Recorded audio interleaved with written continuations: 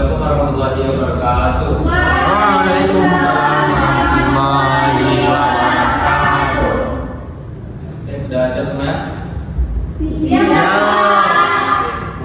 Oke, sebelum itu sebelum kita masuk pelajaran, kami kita baca terlebih dahulu. Silakan dilihat sebelum dalam. Bismillahirrahmanirrahim.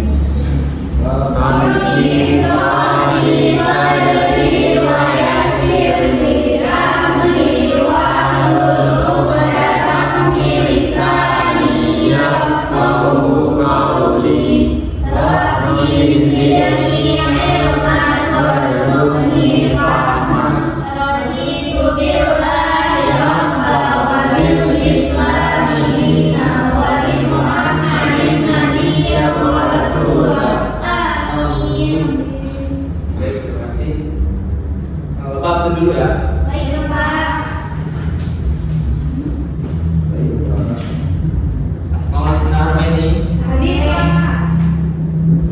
Angkiri dia Mutagawun, Zulkira Miska, Hadir, Bapak.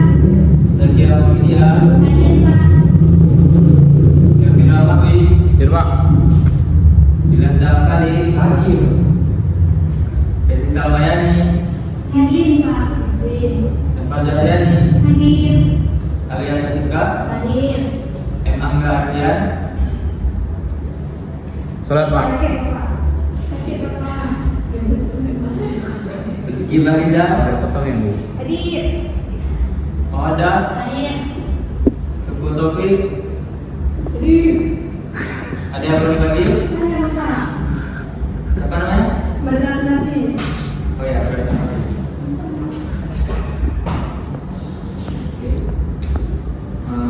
Sebelum kita masuki pelajaran hari ini, ada yang ingat nggak materi yang minggu lalu membahas tentang apa? Tentang pajak, Bapak. Tentang apa? Pajak. Oke, tentang pajak. Ada yang masih ingat apa itu pajak? Pajak adalah kontribusi wajib yang dikeluarkan oleh individu ataupun badan yang sifatnya memaksa, Bapak. Ya betul. Terima kasih. Iya. Oke, pada hari ini kita akan membahas tentang apa itu perdagangan internasional. Terus sebelumnya, pernahkah kalian membeli barang-barang dari luar negeri ataupun ada barang-barang yang dimiliki itu berasal dari luar negeri? Ada Apa itu? tas, Tas. Oke. kuncinya, Pak, dari Arab. Oke. Jam. Jam. Laptop, Ini Pak. mobil, Handphone, laptop. Betul. Itu semua adalah bentuk perdagangan internasional. Iya, Pak. Nah, untuk hari ini kita akan membahas tentang bentuk perdagangan internasional. Nah, perdagangan internasional itu adalah merupakan kegiatan jual beli barang dan jasa antar negara. Nah, perdagangan ini terjadi karena tidak ada suatu negara pun yang mampu memenuhi semua kebutuhan ekonominya sendiri. Nah, jadi perdagangan ini dilakukan supaya adanya interaksi dari negara-negara yang memiliki sumber daya yang berbeda. Nah, contohnya itu apa?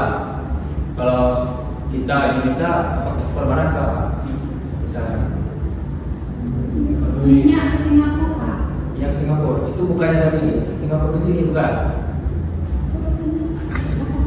Ayo, ekspor impor. Batubara, Pak. Nah, kalau batubara itu kemana?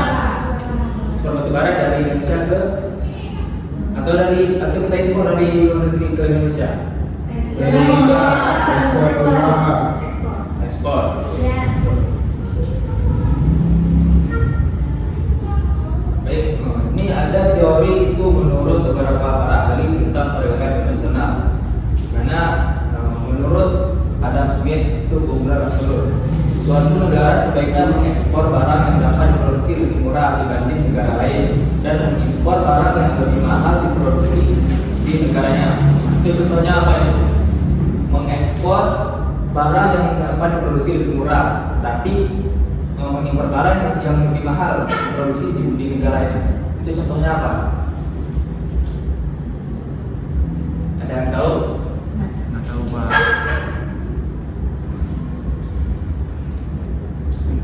itu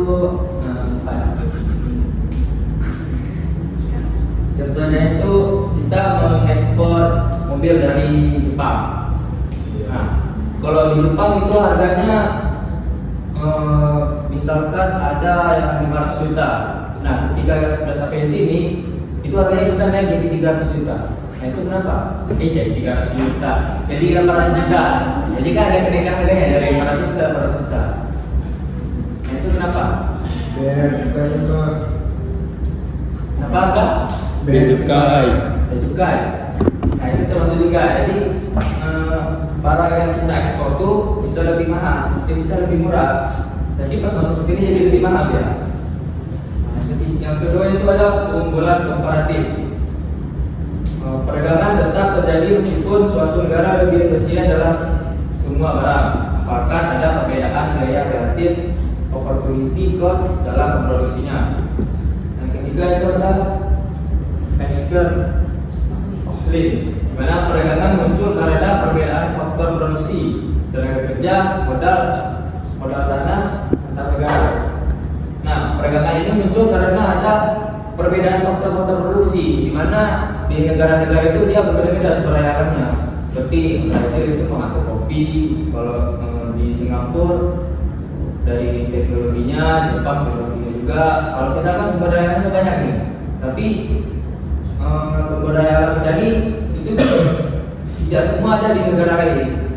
Makanya itu kita memerlukan adanya ekspor dan impor. Ini ada faktor pendorong perdagangan internasional. Mana perbedaan sumber daya alam? Seperti yang Pak jelaskan tadi, adanya perbedaan sumber daya alam, sehingga yang menjadikannya itu ada perdagangan internasional. Yang kedua, perbedaan kualitas dan kuantitas tenaga kerja. Nah, jadi kualitas tenaga kerja di Indonesia itu lebih kurang ataupun kurang memadai, makanya kita mengambil pekerja-pekerja dari luar negeri. Makanya ada TKW atau TKI itu kalau dari luar negeri. Oh iya, ada kerja asing. Nah, itu ya. Yang ketiga itu ada kebutuhan akan barang yang tidak dapat diproduksi di dalam negeri. Nah, itu contohnya apa? Kebutuhan barang yang tidak bisa diproduksi di dalam negeri. Barang yang dari luar tapi itu kita tidak bisa diproduksi di dalam negeri. Ada yang tahu apa? Rumah. Ya? Ada yang bisa jawab? Mobil Pak. Mobil. Ya, salah satunya mobil. Ada lagi? HP Pak. Teknologi Pak. Teknologi. HP iPhone. HP, iPhone ya. iPhone itu termasuk produk dari negara mana itu? Dari Amerika Pak. Dari Amerika. Korea. Korea. Korea Samsung Pak. Samsung Korea Pak. Jadi apa yang dari Korea siapa? Kok Korea Pak? Korea Amerika Pak? Amerika Pak ya. Amerika Iqbal. Korea. Samsung. Apa lagi? Cina Huawei. Cina, Huawei, ya. Xiaomi. Cina Indonesia apa Pak? Indonesia apa? Iya. Itu apa? Ya? Indonesia mobil SMK. Mobil. Apakah mobil itu masih diproduksi sampai saat ini? Ya Pak. Enggak lagi. Kenapa kira-kira kenapa tidak bisa diproduksi? Apakah teknologinya kurang maju atau tenaganya tuh kurang berkualitas? Buat gaya-gayaan pemimpin Pak. Bagi yang kecil.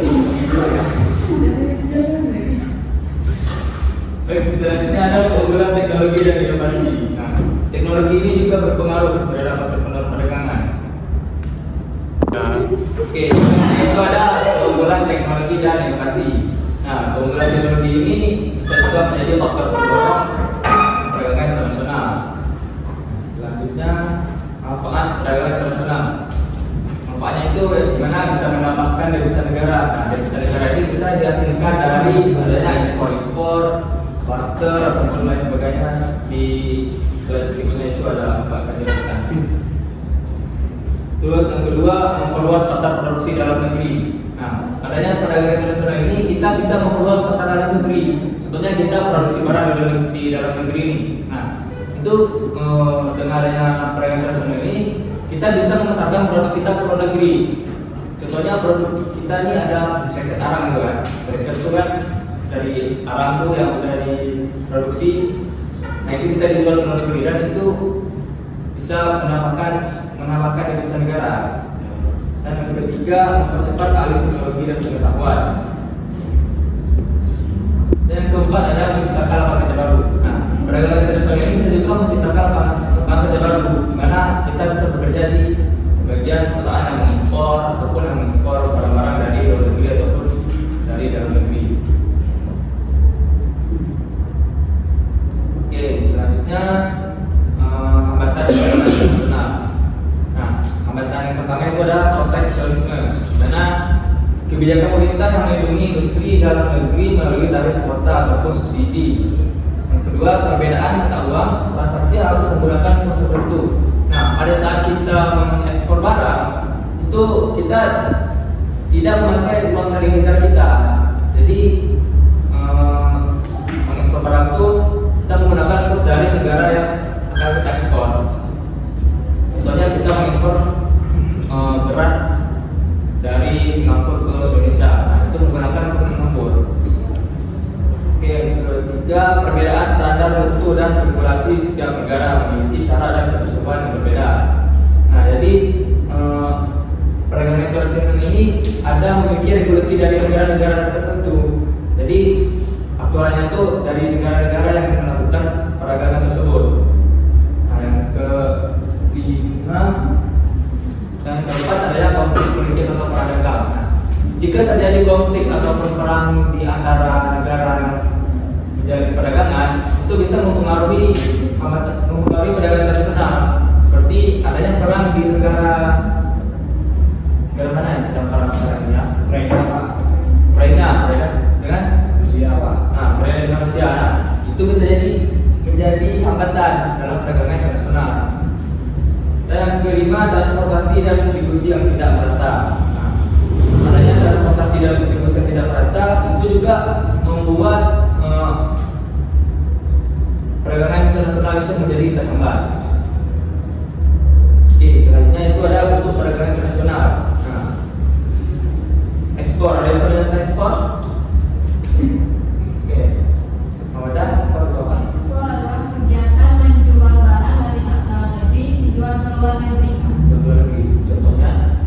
Contohnya kita dari Indonesia mengekspor batu-bara ke luar negeri. Oke, bagus.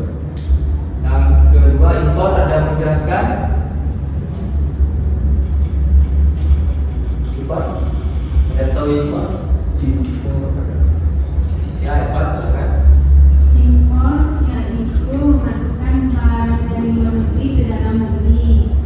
Contohnya misalnya Indonesia mengimpor kayak teknologi Pak, mobil salah satunya dari luar negeri seperti mobil di Amerika Pak. Ya, betul. Dan ketiga itu ada barter. Siapa yang tahu barter itu apa? Secara singkatnya batu adalah pertukaran barang Pak. Kayak zaman dulu kan kita nggak ada uang, jadi nanti si A kalau punya ayam, si B punya beras, boleh ditukar dengan takaran yang sudah ditentukan. Ya, betul. Terima kasih. Yang ketiga itu ada konsesiasi. Apa itu konsesiasi? Yang keempat, konsesiasi. Nah, konsesiasi ini adalah bentuk perdagangan yang dimana misalnya kan kita ada memiliki produk, itu produk contohnya produk keripik pisang gitu. Nah, kita memproduksinya, tapi kita menitipkan di kedai-kedai orang gitu. Nah, kita meletakkannya di kedai orang. Nah, maka itu disebut konsesiasi. Yang kelima, border trade. Ada tahu border trade? Tidak Pak.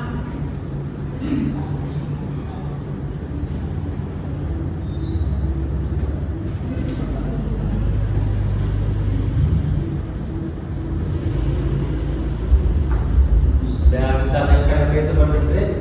Oh, saya Pak. Nah, baik, silakan. Jadi, border trade itu merupakan perdagangan yang dilakukan oleh dua negara yang berbatasan langsung. Di mana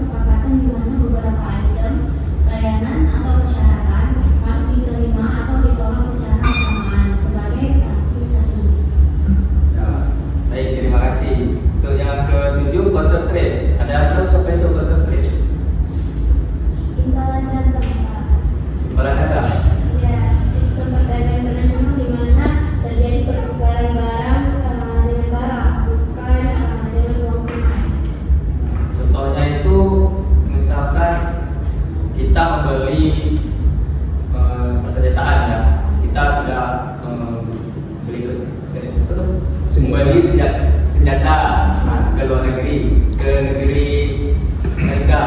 Nah, jadi kita membeli dalam misalkan harus sudah ada ketentuannya.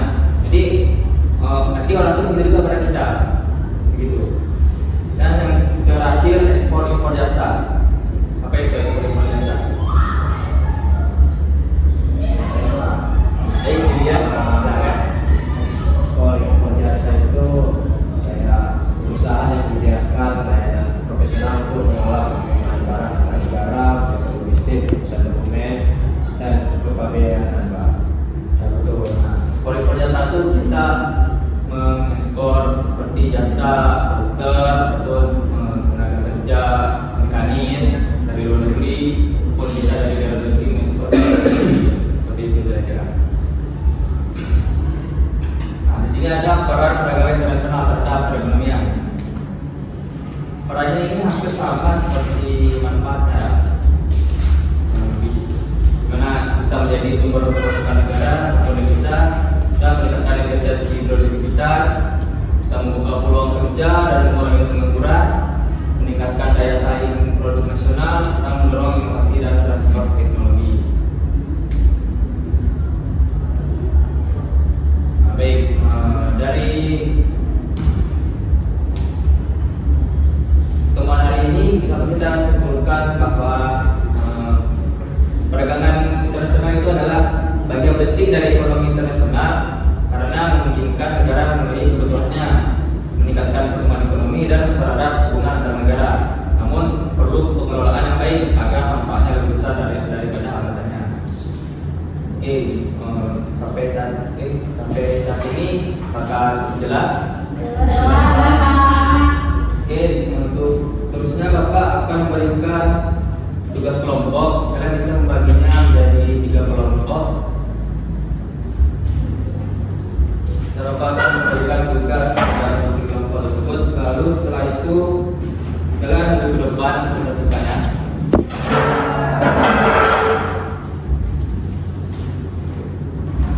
Kelompok 1.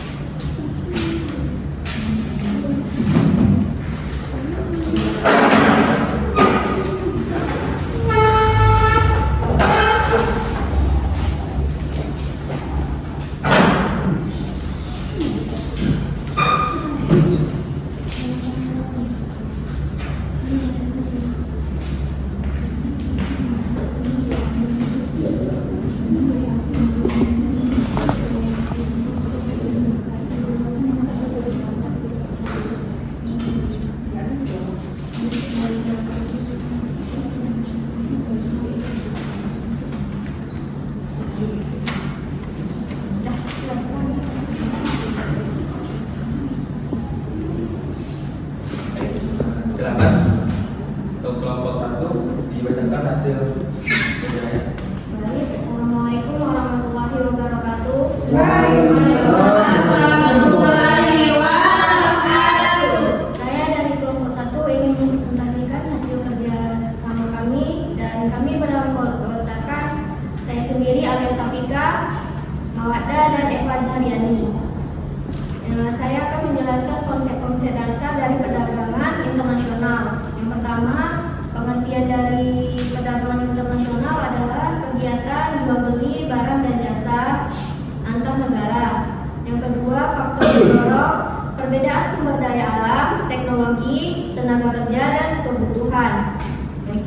Selanjutnya ada manfaat, yang dimana ada 3 manfaat di sini, yaitu yang pertama memperluas pasar produk dalam negeri, meningkatkan devisa negara, transfer teknologi dan pengetahuan.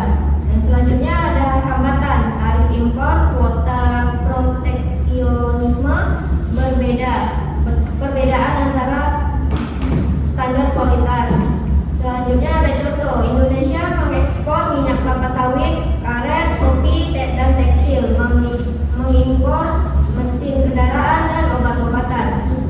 Yang selanjutnya ada peran organisasi yang dimana WTO, APEC, ASEAN dan membantu kelancaran perdagangan global. Sekian, terima kasih. Baik, terima kasih kelompok 1. Berikan aplaus dulu untuk kelompok 1. Baik, selanjutnya kelompok 2, silakan. Baik, terima kasih Bapak atas kesempatannya. Di sini saya ingin mempresentasikan hasil kerja kami dari kelompok 2 yang beranggota saya sendiri Zulfira Miska, Anggi Ridha Mutalaur dan juga Badra Nafis. Di sini tugas kami yaitu menulis essay singkat tentang bagaimana perdagangan internasional dapat meningkatkan kesejahteraan ekonomi suatu negara. Di mana perdagangan internasional sendiri ini merupakan kegiatan jual beli barang dan jasa yang dilakukan oleh 2 negara atau lebih. Nah, dalam era globalisasi, perdagangan antar negara menjadi sangat penting karena tidak ada satupun negara yang mampu memenuhi keseluruhan kebutuhannya sendiri. Setiap negara memiliki keunggulan dan keterbatasan, baik dalam sumber daya alam, tenaga kerja, teknologi maupun kemampuan produksi. Oleh karena itu, perdagangan internasional memungkinkan setiap negara untuk saling melengkapi kebutuhan satu sama lain. Baik, terima kasih Bapak. Sekian. Terima kasih kelompok 2. Silakan berikan aplaus dulu untuk kelompok 2. Nah, berikutnya kelompok 3. Baik, terima kasih Bapak. Di sini kami ingin mempresentasikan hasil kerja kelompok kami saya sendiri berdasarkan dari kelompok C. Di mana pertanyaan pertama di sini jelaskan pengertian perdagangan internasional dengan bahasa sendiri. Nah, perdagangan internasional adalah kegiatan jual beli barang dan jasa yang dilakukan oleh 2 negara atau lebih. Perdagangan ini terjadi karena setiap negara memiliki kebutuhan yang berbeda-beda dan tidak bisa memenuhi semuanya sendiri. Melalui perdagangan internasional, negara bisa mendapatkan barang yang tidak dapat diproduksi sendiri dan menjual barang yang menjadi keunggulannya ke negara lain. Pertanyaan nomor 2, sebutkan 3 faktor yang mendorong terjadinya perdagangan internasional. Yang pertama di sini ada perbedaan sumber daya alam dan kondisi geografis, karena tidak semua negara memiliki sumber daya yang sama sehingga mereka saling membutuhkan. Yang kedua, perbedaan kemampuan teknologi dan SDM sumber daya manusia, bagaimana negara yang memiliki teknologi maju dapat menghasilkan barang tertentu yang sulit dibuat oleh negara lain. Dan ketiga, keinginan memperoleh barang dengan harga lebih murah atau kualitas lebih baik. Dengan perdagangan internasional memungkinkan negara mendapatkan produk yang lebih ekonomis dan berkualitas. Pertanyaan nomor 3, apa saja manfaat perdagangan internasional bagi Indonesia? Yang pertama di sini ada menambah devisa negara melalui kegiatan ekspor. Yang kedua membuka lapangan pekerjaan karena industri produksi berkembang. Ketiga memperluas pasar produk Indonesia ke luar negeri sehingga meningkatkan pendapatan pelaku usaha. Yang keempat mendapatkan barang yang tidak bisa diproduksi di Indonesia seperti gandum, teknologi canggih dan mesin industri. Dan yang terakhir ada mendorong pertumbuhan ekonomi nasional.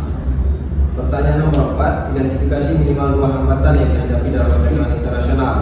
Yang pertama ada proteksionisme negara lain.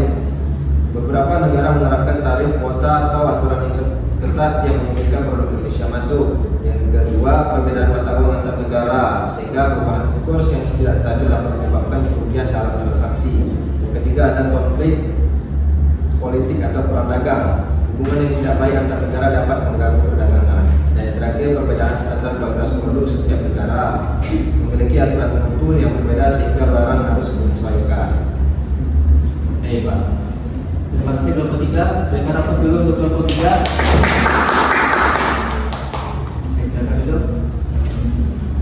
Berikan aplaus untuk teman-teman kalian semua yang sudah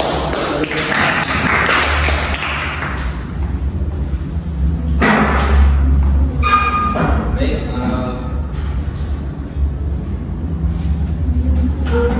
Sampai di sini pembelajaran kita pada hari ini. Ada yang bisa menyimpulkan?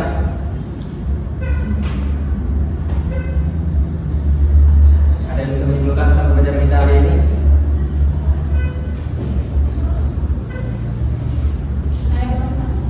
Silakan kepada. Baik, di sini kami menangkap bahwa pengertian dari perdagangan internasional adalah kegiatan jual beli dilakukan oleh dua negara atau lebih. Selanjutnya mendorongnya itu karena perbedaan sumber daya alam, teknologi, tenaga kerja dan kebutuhan. Selanjutnya manfaat dari perdagangan internasional itu sendiri memperluas pasar produk dalam negeri, meningkatkan devisa negara, transfer informasi dan pengetahuan. Kemudian kalau hambatannya ada tarif impor, kuota, proteksionisme, perbedaan standar kualitas. Contohnya Indonesia itu mengekspor kelapa sawit, karet, kopi dan tekstil. Kemudian mengimpor mesin, kendaraan dan obat-obatan. Dan terakhir pelaku organisasinya seperti WTO atau World Trade Organization, APEC, ASEAN dan membantu kelancaran perdagangan internasional. Sekian. Nah, baik, terima kasih. Berikan aplaus dulu untuk baik. Tentunya kalian bisa membuat refleksi tentang pembelajaran hari ini ya. Bisa lebar kertas Bapak? Ya boleh sebentar. Mau banyak boleh teman.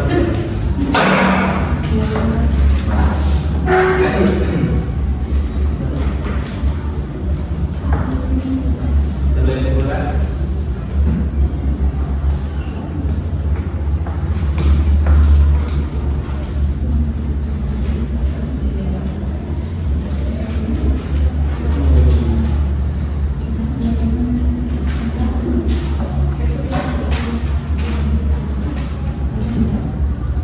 Baik, terima kasih Lana atas pertemuan pada hari ini. Berharap semoga apa yang kerjakan bisa berguna untuk kalian yang bermanfaat dan mendoakan kalian semua menjadi anak-anak yang sukses. Sebelum mengakhiri pembelajaran, kita membaca doa terlebih dahulu. Silakan. Bismillahirrahmanirrahim. Subhanallahumma wa bihamdika asyhadu an la ilaha illa anta astaghfiruka wa atubu ilaik. Amin. Baik, terima kasih. Untuk minggu depan, Bapak harap kalian mempelajari materi tentang devisa ya. Baik ya Pak. Baik, Bapak akhiri.